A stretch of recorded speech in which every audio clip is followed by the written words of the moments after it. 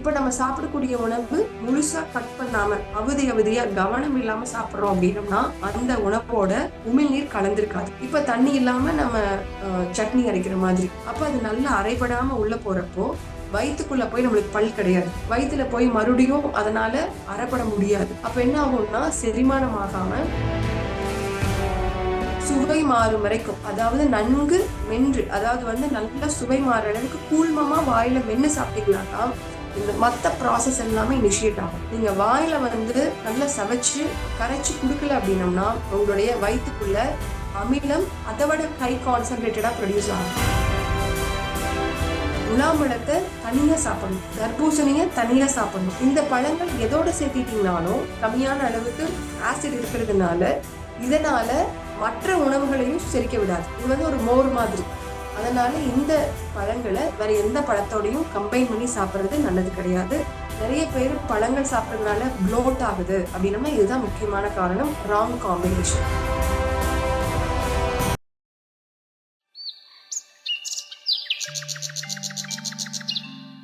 இப்போ நம்ம மிக்சி ஜார்ல ஒரு தேங்காயை கட் பண்ணாம ஒரு அரை மூடி தேங்காயை உடச்சு வாக்கில் அப்படியே போட்டீங்க அப்படின்னம்னாலோ, அல்லது நீங்க பயன்படுத்தக்கூடிய என்ன வெஜிடபிள்ஸ் நீங்க அரைக்க வேண்டிய விஷயத்தையும் அப்படியே போட்டீங்க அப்படின்னம்னா அது அரைப்படாது.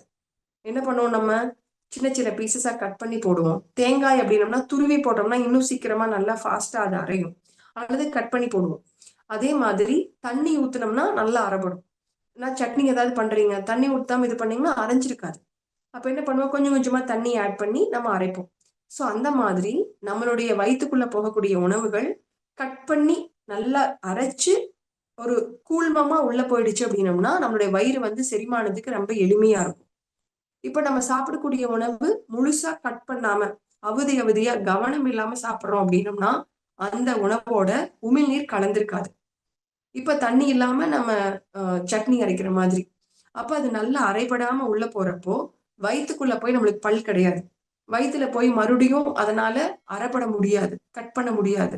அப்ப என்ன ஆகும்னா செரிமானம் ஆகாம அந்த உணவு கேஸ் ஃபார்ம், ஃபெர்மெண்டேஷன் ஆகும், நொதித்தல் ஆரம்பிக்கும். அது நொதிச்சு கேஸ் ஃபார்ம் ஆகும்.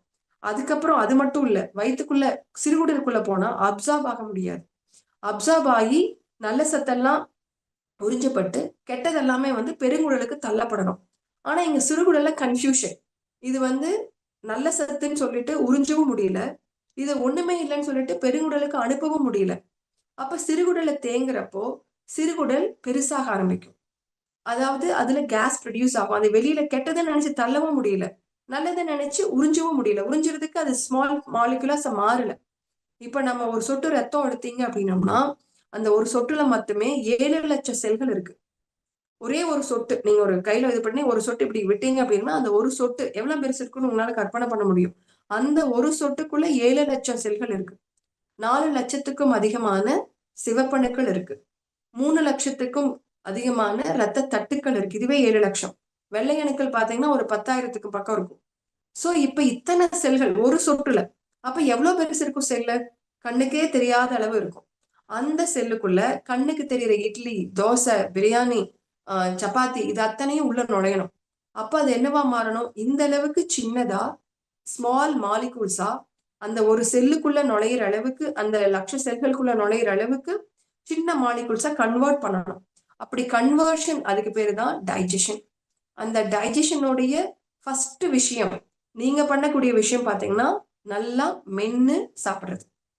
சுவை மாறும் வரைக்கும், அதாவது நன்கு மென்று, அதாவது நல்ல சுவை மாறுற அளவுக்கு கூழ்மமா வாயில மென்னு சாப்பிட்டீங்கன்னா தான் இந்த மத்த ப்ராசஸ் எல்லாமே இனிஷியேட் ஆகும். நீங்க வாயில நல்லா சவைச்சு அதைய கரைச்சு குடுக்கல அப்படின்னம்னா, கட் பண்ணாம கொடுத்தீங்க அப்படின்னம்னா உங்களுடைய வயிற்றுக்குள்ள அமிலம் அதை விட ஹை கான்சன்ட்ரேட்டடா ப்ரொடியூஸ் ஆகும். இந்த அமிலம் ஹை கான்சன்ட்ரேட்டடா வர்றப்போ நம்மளுடைய பித்த நீர் இன்னும் ஹை கான்சன்ட்ரேட்டடா வரும். இப்ப இவ்வளோ ஹை கான்சன்ட்ரேஷன் உள்ள போறப்போ குடல்னால உறிஞ்ச முடியாம அது என்ன ஆகும் அப்படின்னம்னா உங்களுக்கு ஓட்டையாக, அல்சரேஷன் ஆக ஆரம்பிக்கும். இப்படி தேங்கக்கூடிய உணவுகள் இருக்கிறப்பதான் இந்த உணவுகள் வெளியில போக முடியாம தவிச்சிட்டு இருக்கிறப்போ நம்ம உடம்புக்குள்ள கிருமிகள் வரும். அந்த கிருமிகள் குடல்ல டியூபர்குலோசிஸ் இதெல்லாம் கேள்விப்பட்டிருப்பீங்க. அது எல்லாமே உள்ள சாப்பிட ஆரம்பிக்கிறப்போ அது என்ன பண்ணும், அது அதனுடைய அமிலத்தை கழிவுகளை உற்பத்தி பண்ணி ப்ராக்ரஸ் ஆயிட்டே போகும். ஸோ இது வந்து ஒரு வால் மாதிரி நம்ம ஒரு சின்ன மிஸ்டேக் தான் பண்றோம். ஒரே ஒரு தீக்குச்சி உரைச்சு காட்டுல வைக்கிற மாதிரி தான். அந்த மாதிரி காடை பூரா பத்தி எரிஞ்சிடும். அந்த மாதிரி நம்மளுடைய முழு உடலையும் கெடுக்கக்கூடிய விஷயம் நம்ம சாப்பிடக்கூடிய விஷயங்கள். அதனால நம்ம சாப்பிடக்கூடிய உணவு சரியா இருக்கணும், சூசிங் கரெக்டா இருக்கணும். இதுல சில அடிப்படை விஷயங்கள் பாத்தீங்கன்னா, சமைச்ச உணவையும் சமைக்காத உணவையும் சேர்க்கக்கூடாது. இப்ப சமைச்ச உணவு அப்படின்னம்னா நீங்க நல்லா சாப்பிடுவீங்க. நார்த் இந்தியால பாத்தீங்கன்னா அந்த சாலட்ஸ் மாதிரி வைப்போம். ஸோ அதை வந்து காம்பினேஷன் பண்ணி சாப்பிட்றது it's not a good idea. ரெண்டாவது விஷயம் வந்து புளிச்ச புளிப்புத்தன்மை இருக்கக்கூடிய உணவுகளையும் இனிப்பு தன்மையில இருக்கக்கூடிய உணவுகளையும் சேர்க்கக்கூடாது. உதாரணமா பழங்கள் எடுத்துட்டீங்க அப்படின்னம்னா ஆப்பிள், வாழைப்பழம், வேற இனிப்பான சப்போட்டா, இந்த பழங்களோட நம்ம புளிப்பான பழங்கள் உதாரணத்துக்கு சாத்துக்குடி, ஆரஞ்சு, பைனாப்பிள் இது எல்லாம் சேர்த்தக்கூடாது.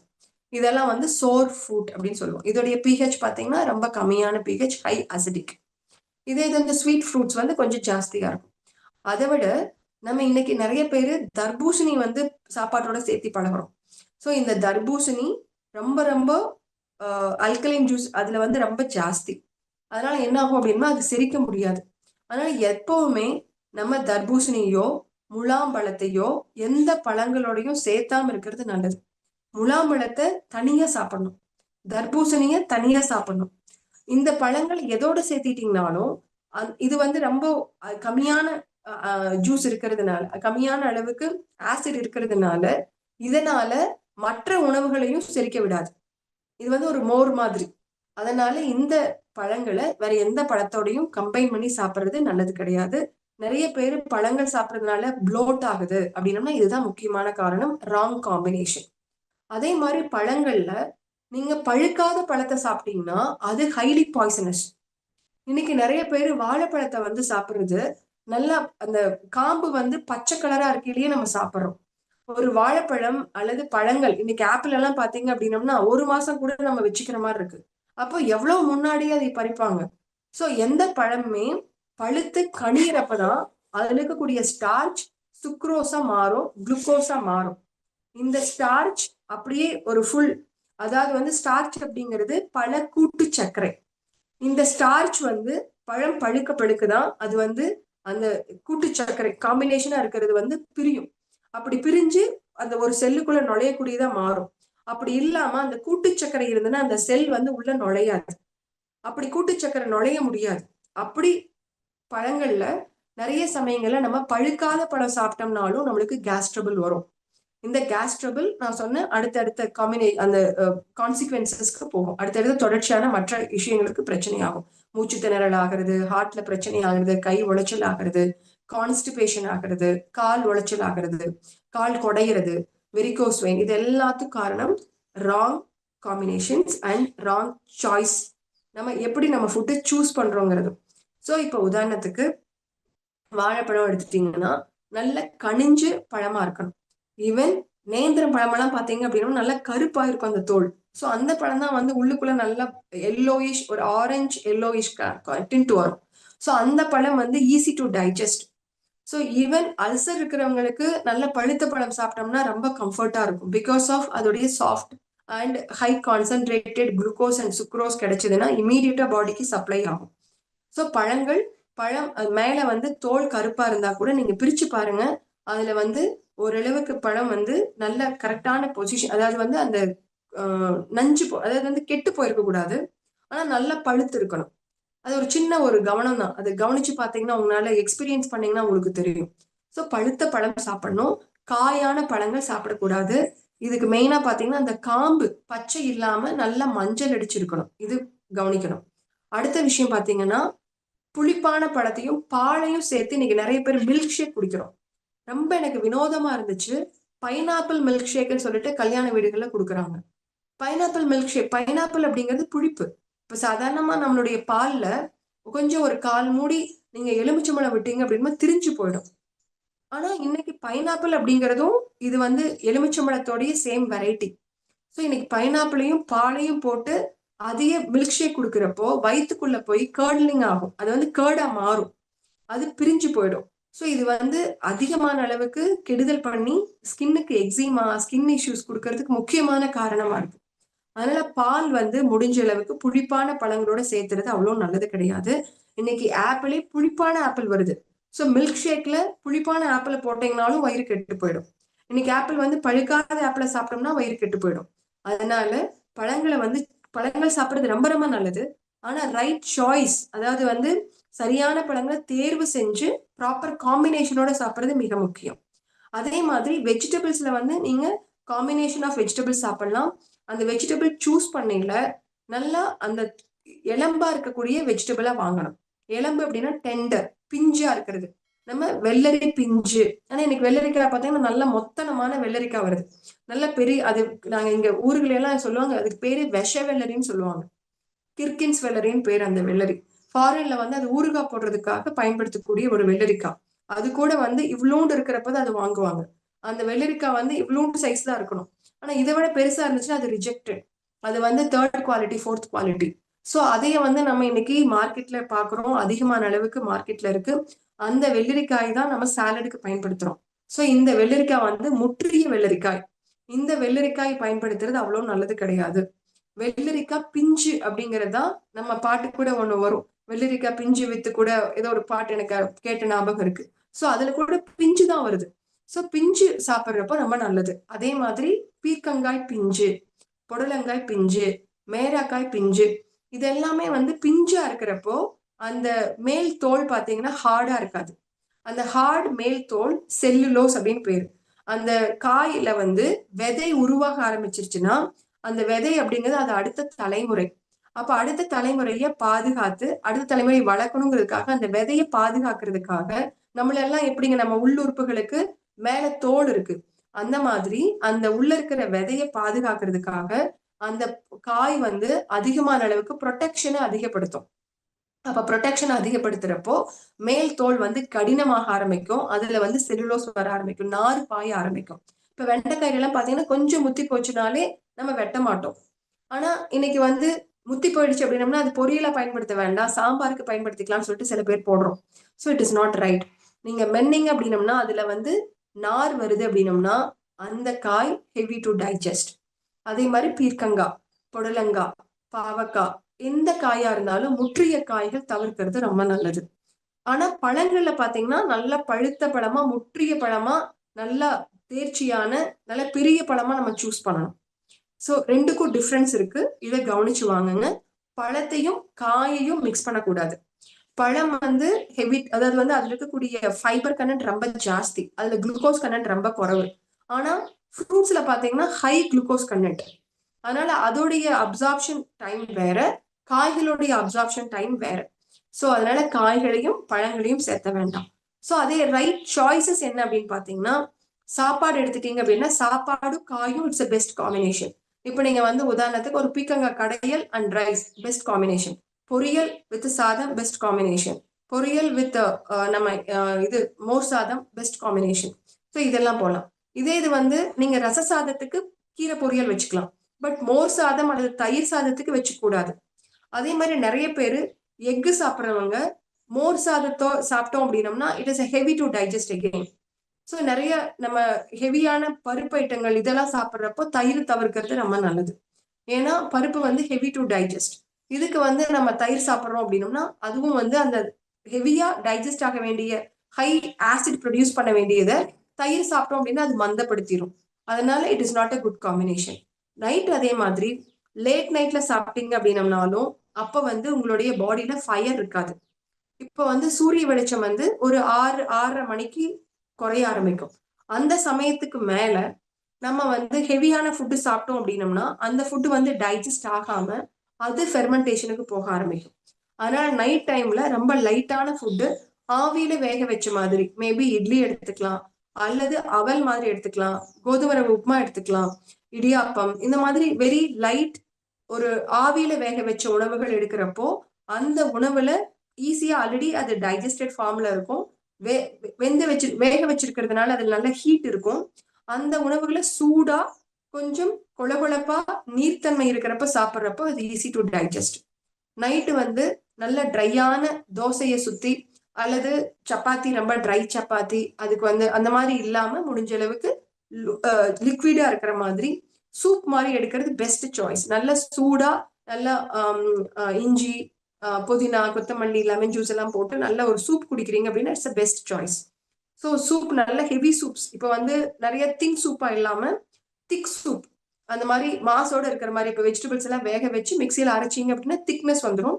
அதோட வந்து நம்ம மற்ற ஸ்பைசஸ் எல்லாம் போட்டு சூப் பண்ணலாம். ஸோ இந்த மாதிரி சூப்ஸ் எடுத்துக்கிறது, ஆவியில வேக வச்ச உணவுகள் எடுத்துக்கிறது it's a best choice. So இந்த மாதிரி உணவுகள் எடுத்துட்டோம் அப்படின்னம்னா நம்மளுடைய வயிறு தொந்தரவு இருக்காது. நம்மளுக்கு இந்த பயமே பட வேண்டியது கிடையாது. மெனி டைம்ஸ் நம்ம அதே சமயத்துல சில சமயத்துல வந்து ஹார்ட் ப்ராப்ளமா இருக்கும். ஆனா நம்ம நினைச்சுப்போம் அது டைஜஷன் நினைச்சிட்டு நம்ம கேர்லெஸ்ஸாவும் இருந்துடக்கூடாது. ஸோ அதனாலதான் நான் என்ன சொல்றேன்னா, ஃபர்ஸ்ட் நம்மளுடைய ஆரோக்கியத்தை நீங்க வந்து சரியான உணவு பழக்கம், சரியான யோகா பயிற்சிகள் இதெல்லாம் செய்தீங்க அப்படின்னம்னா நம்மளுடைய உடம்புக்கு ஹார்ட் அப்படிங்கிறது ஒரு ராஜேந்திரியம். அதுல அவ்வளோ சீக்கிரமா எந்த பிரச்சனையும் வராம நம்மளால பாதுகாக்க முடியும். இன்னும் நிறைய வீடுகள்ல இப்ப ரீசெண்டா எனக்கு இன்னொருத்தர் வந்து கால் பண்ணி இந்த மாதிரி லாஸ்ட் வீக் வந்து எனக்கு ஆன்ஜியோ பண்ணோம் அப்படின்னு சொன்னாங்க. என்ன ரீசன் பார்த்தோம்னா அவங்க வீட்டுக்கு வந்து பெயிண்ட் அடிச்சிருக்காங்க. பெயிண்ட் அடிக்கிறப்ப அந்த பெயிண்ட்ல பாத்தீங்க அப்படின்னா ஏகப்பட்ட கெமிக்கல்ஸ். அந்த கெமிக்கலை நம்மளுடைய மூச்சுனால உள்வாங்க முடியாது. அதாவது வந்து நம்ம நுரையீரல் வந்து அந்த கெமிக்கல் போச்சு அப்படின்னம்னா உள்ள இருக்கக்கூடிய அந்த செல்கள் எல்லாமே வந்து சிரித்து போக ஆரம்பிக்கும், கண்ட்ராக்ட் பண்ணிக்கும். ஏன்னா அந்த கெமிக்கல் பட்டோம்னா நம்ம எப்படி ஒரு சின்ன கெமிக்கல் பட்டா நம்ம சுருங்கிறோம் இல்லைங்களா? பாடியில ஏதாவது ஒரு ரொம்ப சூடான ஒரு விஷயம், நல்ல சூடா குழம்பு பண்ணிட்டு இருக்கீங்க, ஒரு சொட்டு விழுந்துருச்சு அப்படின்னால நம்ம உடம்பு எப்படி சுருங்குது இல்லையா? அந்த மாதிரி கெமிக்கல் உள்ள போனோம்னா நம்மளுடைய நுரையீரல் வந்து சுருங்கிக்க ஆரம்பிக்கும். அப்படி சுருங்கிடுச்சு அப்படின்னம்னா காத்த உள்வாங்காது. உள்ள போன அந்த கெமிக்கல் காத்து உள்ளுக்குள்ளேயே இருந்து அந்த கெமிக்கல் காத்து ஹார்ட்டுக்கு போச்சு அப்படின்னம்னா அந்த ஹார்ட் வால்வ் என்ன பண்ணும், இந்த chemical rich oxygen chemical rich sorry oxygen rich blood வந்து அதை அலோவ் பண்ணும். கெமிக்கல் ரிச் பிளட் வந்துச்சு அப்படின்னம்னா அந்த வால்வ் என்ன பண்ணும், இது வந்து மத்த உறுப்புகளுக்கு போயிட்டா இன்னும் பிரச்சனைன்னு சொல்லிட்டு அந்த வால் அலோ பண்ண கூட பண்ணாது. இது மாதிரி ஒருத்தருக்கு லெஃப்ட் வென்ட்ரிகுலர் ஹைப்பர்ட்ரோபி அப்படின்னு சொல்றாங்க. அந்த லெஃப்ட் வென்ட்ரிகுலர் ஹைப்பர்ட்ரோபிக்கு முன்னாடி அவங்களுக்கு லெஃப்ட் ஏட்ரியல் ஹைப்பர்ட்ரோபி. ஏட்ரியம் அப்படின்னம்னா அதாவது நுரையீரல்ல இருந்து வரக்கூடிய அந்த ரத்தத்தை ரிசீவ் பண்ணக்கூடிய அறை, அதுதான் வந்து ஏட்ரியம், நம்மளுடைய மேல் அறை. அந்த மேல் அறையில வாங்கி அதுக்கப்புறம் கீழே இறக்கும். அந்த கீழே இறங்கின ரத்தம் பம்ப் ஆகி மற்ற உறுப்புகளுக்கு போகும், வென்ட்ரிக்கல்ல இருந்து மேல போகும். அப்ப அந்த ஆரிக்கல் மேல வரக்கூடிய ஆரிக்கல்ல எக்ஸ்பேண்ட் ஆகி வீங்கி போயிருக்கு. ஹைப்பர்ட்ரோபினா வீங்கி போயிருக்கு. ஏன் வீங்கி போயிருக்கு? அப்ப அங்க என்ன வருது, எங்க இருந்து வருது அப்படின்னு பார்த்தோம்னா நுரையீரல்ல இருந்து வருது. அப்ப நுரையீரலுடைய ஆரோக்கியம் எப்படி இருக்கு அப்படின்னு பார்த்தா அவங்க பார்த்தோம்னா இந்த பெயிண்ட் கண்டினியூஸா அவங்க வீட்டுல வந்து 1 மந்த் வந்து பெயிண்ட் அடிச்சிருக்காங்க. அந்த பெயிண்ட் அடிச்சதோட விளைவா அவங்களுடைய இந்த இதய மாற்றம் ஏற்பட்டிருக்குது. அதனால அந்த வால் அதை க்ளோஸ் பண்ணிக்க ட்ரை பண்ணுது.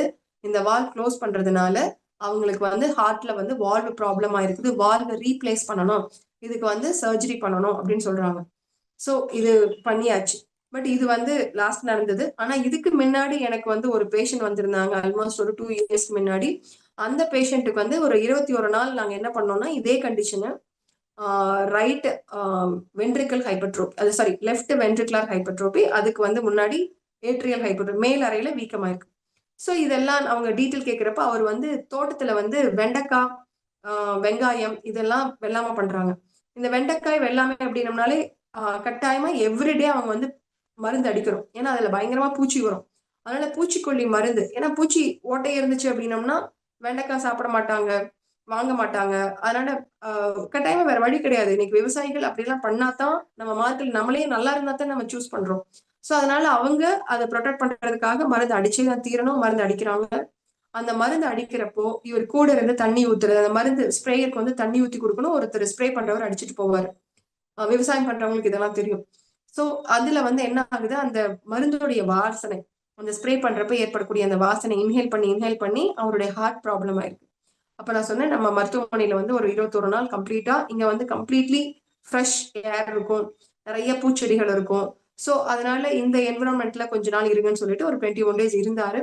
21 நாள் கழிச்சு போய் செக் பண்ணி பார்க்கையில அந்த ஹைப்பர்ட்ரோபி, அது வந்து வீங்கி போன அந்த இதயம் நார்மலுக்கு வந்து வால் பர்ஃபெக்ட்லி நார்மல் ஆயிடுச்சு. ஸோ அவங்களுக்கு வந்து சர்ஜரியே இல்லாம இன்னைக்கும் ரொம்ப நல்லா இருக்காங்க. ஸோ இந்த மாதிரி சிம்பிள் விஷயங்கள் கூட நம்மளுடைய இதயத்தை பாதுகாக்கக்கூடியதா இருக்கும். ஸோ இதயத்தை பத்தி நிறைய இன்னைக்கு விஷயங்கள் பேசியிருக்கிறோம். நிறைய விஷயங்கள் வந்து அதாவது சிம்பிளா புரிஞ்சுக்க வேண்டிய, ரொம்ப காம்ப்ளிகேட் பண்ணிக்க வேணாங்க. ஆரோக்கியமா இயற்கையோட இணைஞ்சு சந்தோஷமா வாழ்ந்தோம் அப்படின்னம்னாலே நம்ம இதயம் நல்லா இருக்கும். ஸோ பெருசா நம்ம பயந்துக்கணும்னு அவசியம் கிடையாது.